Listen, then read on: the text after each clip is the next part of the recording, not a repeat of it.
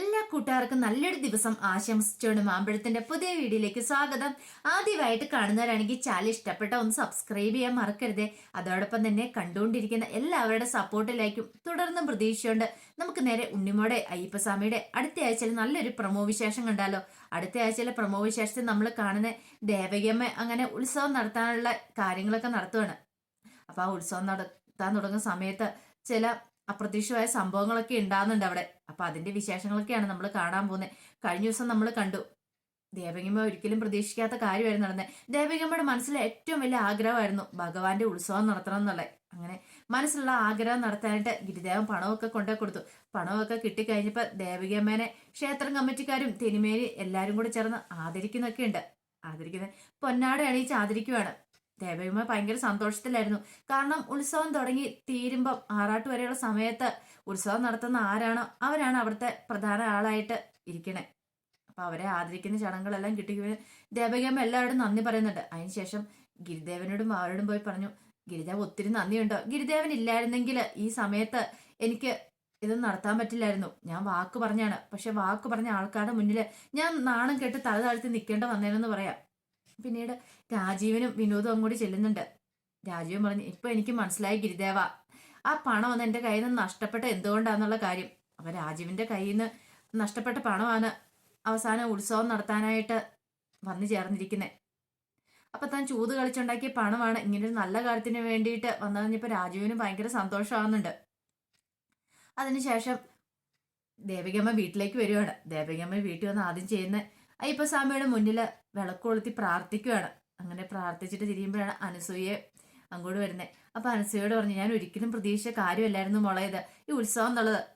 ഇന്നലെ കമ്മിറ്റിക്കാർക്ക് വാക്ക് കൊടുക്കും പോലും എന്റെ മനസ്സിൽ ആകെപ്പാടെ ഒരു ആശങ്കയായിരുന്നു എന്ത് ചെയ്യുന്നുള്ളത്. പക്ഷെ കൃത്യസമയത്ത് ഗിരിദേവൻ വന്നുകൊണ്ട് എല്ലാ കാര്യങ്ങളും ഭംഗിയായിട്ട് നടന്നു. എന്റെ മനസ്സിൽ ഭഗവാനായിട്ട് തോന്നിപ്പിച്ച കാര്യം ഇത്, ഈ ഉത്സവം നടത്തുക എന്നുള്ളത്. അങ്ങനെ ആ ആഗ്രഹം എന്നെ നടന്നു കിട്ടി. എന്റെ മാത്രമല്ല ഉണ്ണിമോളുടെ ആഗ്രഹം നടന്നു കിട്ടി. ഉണ്ണിമോളെ സ്വപ്നം കണ്ട കാര്യമല്ലായിരുന്നോ അയ്യപ്പസ്വാമിക്ക് ആടയാഭരണങ്ങള്. അങ്ങനെ ആ ആഗ്രഹം നടന്നു കിട്ടിയെന്ന് പറയണം.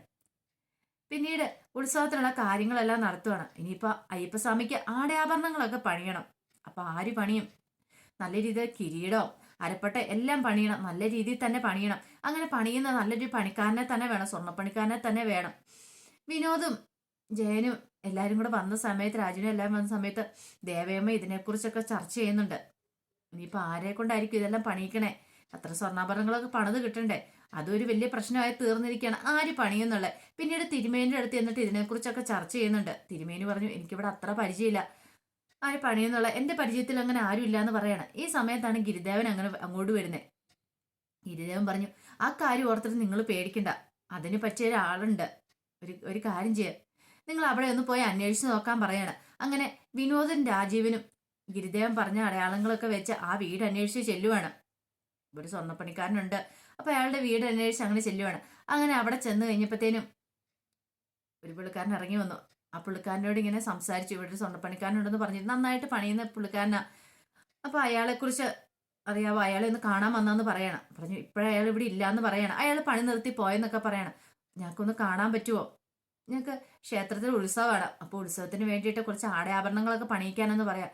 എല്ലാം കേട്ട് ഞാൻ പറഞ്ഞു, അയാളെ ഇനി കണ്ടും കാര്യമുണ്ടെന്ന് തോന്നില്ല, അയാളെ കൊണ്ട് ഇനി പണിയാനൊന്നും പറ്റില്ല എന്ന് പറയാണ്. പെട്ടെന്ന് രാജീവനും വിനോദവും വല്ലാത്ത നിരാശയിപ്പോയി. അല്ല, അയാൾ ആരാ, അയാൾക്ക് എന്ത് പറ്റിയെന്നൊക്കെ ചോദിക്കുന്നുണ്ട്. പിന്നീട് ആ വലിയ സത്യങ്ങളൊക്കെ അങ്ങനെ പുറത്തു വരുന്നത്. അയാളുടെ പേര് കാളിദാസൻ എന്നാണ്. അയാൾ നല്ലൊരു പണിക്കാരനൊക്കെ തന്നെയായിരുന്നു. പക്ഷേ എങ്കില് അയാളുടെ കഴിപ്പോണ്ട് അയാൾക്ക് ഇപ്പം പണിയാനൊന്നും പറ്റില്ല എന്ന് പറയാണ്. കാരണം ആ സമയത്ത് അയാളുടെ ഉള്ളിൽ കൂടെ ആ കാളിദാസനെ കുറിച്ചുള്ള ചില കാര്യങ്ങളൊക്കെ കടന്നു പോകുന്നുണ്ട്. അപ്പൊ കാളിദാസന്റെ കൈയ്യ് അയാൾ ഇടിച്ച് ചുറ്റി വെച്ച് അടിച്ച് ശരിയാക്കുന്നുണ്ട്, നുറുക്കി വിടുന്നുണ്ട്. കാരണം ഒരിക്കലും ഇനിയിപ്പോ ആ കൈ കൊണ്ട് പണിയരുതെന്നുള്ള രീതിയിൽ അയാളുടെ കൈ ഇടിച്ച് ശരിയാക്കി വിടുന്നുണ്ട്. അപ്പൊ അത് എന്തിനാ ഏതിനാന്ന് നമുക്ക് അറിയത്തില്ല. അത് ഫുൾ വിശേഷം വന്നാലും നമുക്ക് അറിയുള്ളൂ കേട്ടോ. ഇത് പക്ഷെ നമ്മൾ കണ്ടിട്ടുണ്ടായിരുന്നു കഴിഞ്ഞ ദിവസം ക്ഷേത്രത്തിലേക്ക് എന്നും വൈകുന്നേരം ഒരു ആലിലയും അതിനകത്തുനിന്ന് കണ്ണൻ എഴുതി താമരപ്പൂ ആയിട്ടൊരാൾ വരുന്നത്. എന്നിട്ട് ഭഗവാന്റെ മുന്നിൽ നിന്ന് പ്രാർത്ഥിക്കുന്നത്, എന്റെ ഭഗവാനെ, എനിക്ക് സാധിക്കാതെ പോയ കാര്യം എന്റെ കണ്ണെ കൊണ്ട് നീ സാധിപ്പിക്കണം, അവന് പേരും പ്രശസ്തിയൊക്കെ കിട്ടണേന്ന് പറഞ്ഞ് എന്നും വൈകുന്നേരം വന്ന് പ്രാർത്ഥിക്കുന്നുണ്ടായിരുന്നു. അപ്പൊ തിരുമേനി ഇതിനെക്കുറിച്ച് ഗിരിദേവനോട് ചോദിച്ചപ്പോ ഗിരിദേവൻ പറഞ്ഞു, അതെ, അയാൾ അങ്ങനെ ഒരു ആലയം വെച്ച് പ്രാർത്ഥിക്കുന്നുണ്ടെങ്കിൽ അയാൾ പേരും പ്രശസ്തിയും കിട്ടാൻ ആഗ്രഹിക്കുന്ന ഒരാളായിരിക്കും.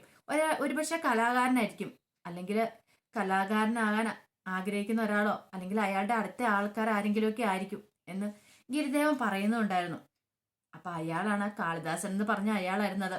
ആ ക്ഷേത്രത്തിലേക്ക് വഴി കിടന്ന് കിട്ടിയ പണം കൊണ്ട് കൊടുത്ത് എല്ലാം കൈവയ്യാത്ത അയാളായിരുന്നു. അപ്പൊ ഇനി നമ്മൾ കാണാൻ പോകുന്ന അയാളെ കുറിച്ചുള്ള സത്യങ്ങളൊക്കെ, അയാൾക്ക് എന്ത് സംഭവിച്ചു, എങ്ങനെയാ കാര്യങ്ങളൊക്കെ സംഭവിച്ചത്, ഇനിയിപ്പം ഉത്സവത്തിന് ആടയാഭരണങ്ങൾ പണിയാനായിട്ട് അയാളാണോ വരുന്നത്, ഇനിയിപ്പോൾ അയാളുടെ മനസ്സിൽ ആഗ്രഹങ്ങളൊക്കെ അയ്യപ്പസ്വാമി നിറവേറ്റി കൊടുക്കുവാണോ, വേറെ ആരെയെങ്കിലും നിയോഗിച്ചിട്ടുണ്ടോ എന്ന് അറിയത്തില്ല അതിനു വേണ്ടിയിട്ട്. അപ്പൊ അതിന്റെ വിശേഷങ്ങളൊക്കെയാണ് കാണുന്നത്. അതോടൊപ്പം തന്നെ മറ്റൊരു വിശേഷം കൂടെ കാണുന്നുണ്ട്. ഒരു പുതിയ കള്ളൻ അവിടെ ക്ഷേത്രത്തിന്റെ പരിസരത്ത് പ്രത്യക്ഷപ്പെടുകയാണ്. അങ്ങനെ അവിടെ വരുന്ന ക്ഷേത്രത്തിൽ വരുന്ന ആൾക്കാരുടെ സാധനങ്ങളൊക്കെ മോഷ്ടിച്ചുകൊണ്ട് പോകുന്നുണ്ട്. അവസാനം വന്നു കഴിയുമ്പോൾ ഉണ്ണിമോള് ക്ഷേത്രത്തിൽ വന്നിട്ട് നടന്നു പോകുന്ന സമയത്ത് ഉണ്ണിമോളുടെ കയ്യിൽ നിന്ന് അടിച്ചു മാറ്റാനായിട്ട് അയാൾ ചെല്ലുന്നുണ്ട്. ഉണ്ണിമോളെ പിടിച്ചു നിർത്തുന്നൊക്കെ ഉണ്ട്. ഈ സമയത്ത് ഉണ്ണിമോൾ അവിടെ കിടന്ന് അലറി കരയുവാണ്. അലറി കരയണ സമയത്ത് ആൾക്കാരെല്ലാം ഓടിക്കൂടി ഒരു ചെറുപ്പക്കാരനായ ഒരു പയ്യനാ അവനെ പിടിച്ച് കെട്ടിയിടുവാണ്. അവിടെ പിടിച്ച് കെട്ടിയിട്ട് കഴിയുമ്പോഴത്തേനും ആൾക്കാരെല്ലാം അവനെ അടിക്കുകയൊക്കെ ചെയ്യുന്നുണ്ട്. നീ കള്ളനല്ലടാന്നൊക്കെ പറഞ്ഞുകൊണ്ട് അവനെ ഉപദ്രവിക്കാൻ ശ്രമിക്കുന്നുണ്ട്. അവസാനം അവൻ പറയാം ഞാൻ കള്ളനല്ലെന്നൊക്കെ പറഞ്ഞുകൊണ്ട് കെഞ്ചി യാചിക്കുന്ന സമയത്ത് ഗിരിദേവനും ബാബരും അങ്ങോട്ട് വരുന്നുണ്ട്. അപ്പൊ അവൻ കള്ളനാണോ അല്ലയോ എന്ന് നമുക്കറിയത്തില്ല.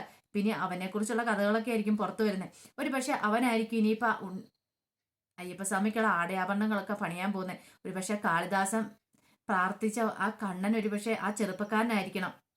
ആ ചെറുപ്പക്കാരനെ ഇനിയിപ്പം അയ്യപ്പസ്വാമി ഇനിയിപ്പോൾ ആടയാഭരണങ്ങളൊക്കെ പണിയിക്കാനായിട്ട് ഏൽപ്പിക്കുന്നൊക്കെ ഉണ്ട്. അതിന്റെ നല്ല നല്ല വിശേഷങ്ങളൊക്കെയാണ് നമ്മൾ കാണാൻ പോകുന്നത്. ഇനിയിപ്പോൾ നമ്മൾ ഓരോ ദിവസം കാണുന്ന പുതിയ വിശേഷങ്ങളൊക്കെ ആയിരിക്കും. അയ്യപ്പസ്വാമിയുടെ ഉത്സവമായിട്ട് ബന്ധപ്പെട്ട് പുതിയ പുതിയ കഥകളൊക്കെ വന്നുകൊണ്ടിരിക്കുകയാണ്. അപ്പൊ ആ വിശേഷങ്ങൾക്കായി നമുക്ക് എല്ലാവർക്കും കാത്തിരിക്കാട്ടോ. ഒരിക്കൽ കൂടി എല്ലാവർക്കും നല്ലൊരു ദിവസം ആശംസിച്ചുകൊണ്ട് നിർത്തുന്നു. നന്ദി.